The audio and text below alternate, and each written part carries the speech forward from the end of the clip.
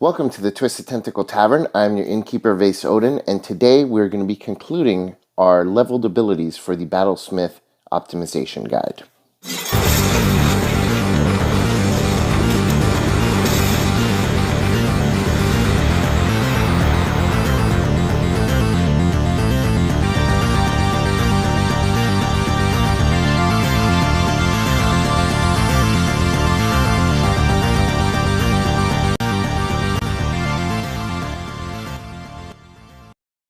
So at level 12, you get another ability increase or feat. Again, this should top off your intelligence. If you haven't done so already, this should be the final one that you would need to do that. If you're already at 20 and you're playing with feats, I would recommend the Magic Initiate feat. This is going to allow you to get the Find Familiar spell, and now you can have a great utility creature that can use your attunement items and can also use your spell storing item. It's also going to free up your third level slots if you've been using Tiny Servant for your spell storing items. Although Tiny Servant is still a useful spell to have, at this level, I think the Find Familiar tops it, so might as well do that, and it's a lower level spell slot.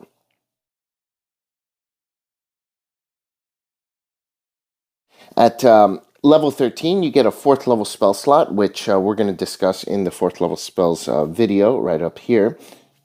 Here, maybe.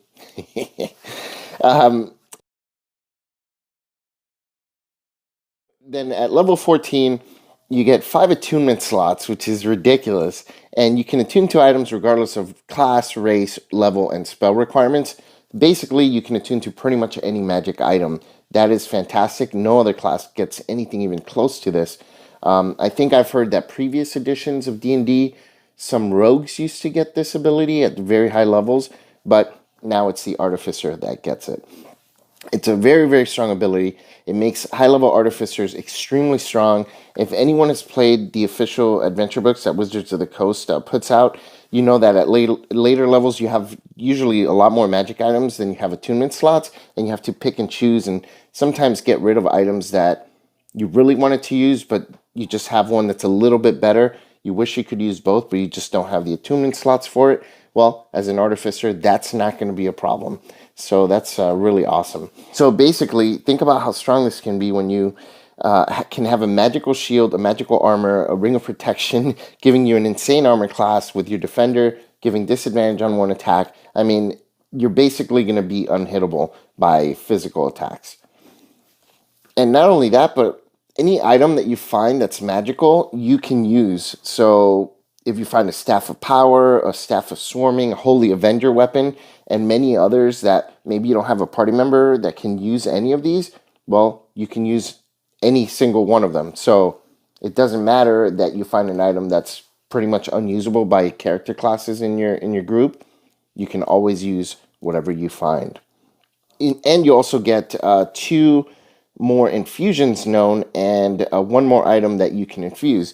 And we have another video for the level 14 infusions that you get access to, up here. So the power of this ability is dependent on the campaign that you're playing, but remember that you can also make magic items. So you're never going to be short on those 5 attunement slots, trust me.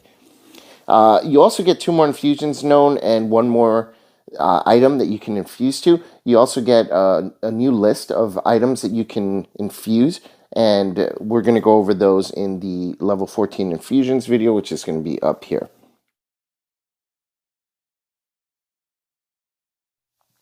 At level 15, your Arcane Jolt hits or heals much better, and your Steel Defender gets a +2 to its AC.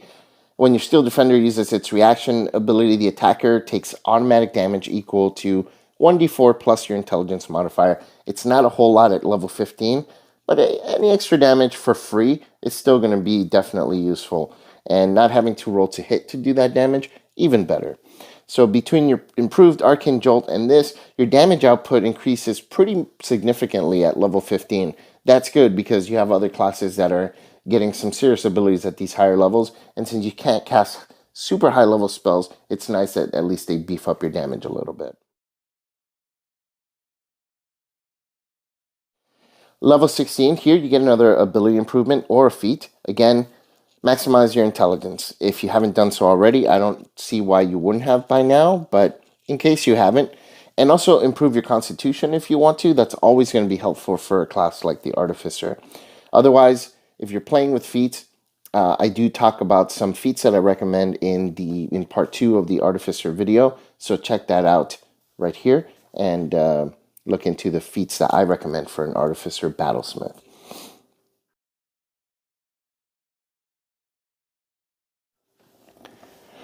At level 17, you get 5th level spells, the highest level spell that you're going to be able to cast as an Artificer Battlesmith. So you have some big decisions to make as to which ones to prepare. I've made a spells video for 5th level spells as well, and I'll link that up here. Check that out. There are some pretty decent ones for 5th level, so look into them. Although, you know, at level 17, 5th level spells are not going to change the game. You have wizards already casting 8th level spells at this point. But, you know, it's still something.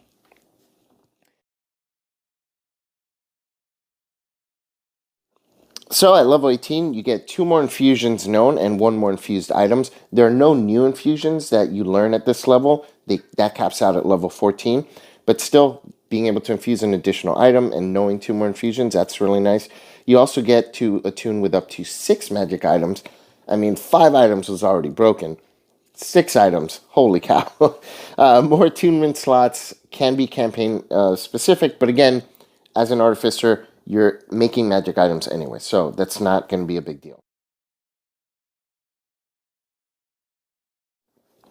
And level 19, here you get an additional ability improvement.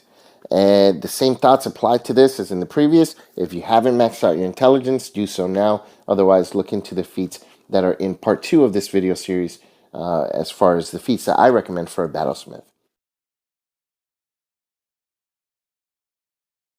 And finally, level 20. Here, your survivability increases tremendously. You're going to get a +1 to all saves for each item you're attuned to. Probably you're going to be attuned to 6 magic items. So that's going to be a +6 to all of your saving throws. That's just almost broken. And if you're reduced to 0 hit points, you can end an infusion to drop to 1 instead, as if things weren't like crazy enough for your survivability. Basically, this gives you 6 times that you can survive an otherwise deadly hit. So you have 6 extra lives, like a video game, and you have a super crazy AC because of all your magic items that you're able to attune to. You have the Steel Defender protecting you from getting hit with its reaction ability, so you're already hard to hit in combat. And now with all these bonuses to every single save, you're also pretty hard to hit with spells. I mean, and if you happen to be hit by combat or spells and taken down, you can just unattune to 1 magic item and come back and keep doing it again 6 times. That's really, really strong. The Artificer Battlesmith basically becomes nearly unkillable at the 20th level, which is awesome. I mean, their damage output by this time compared to, say, a fighter or a barbarian, it's not quite as high as it was in the mid-levels, but with the amount of survivability that they get, I mean, I would put it pretty high up there. I mean, barbarian and bear totem is probably the highest as far as survivability. I think that this is right up there. Definitely beats out the fighter in terms of that, and the paladin in terms of survivability and tanking.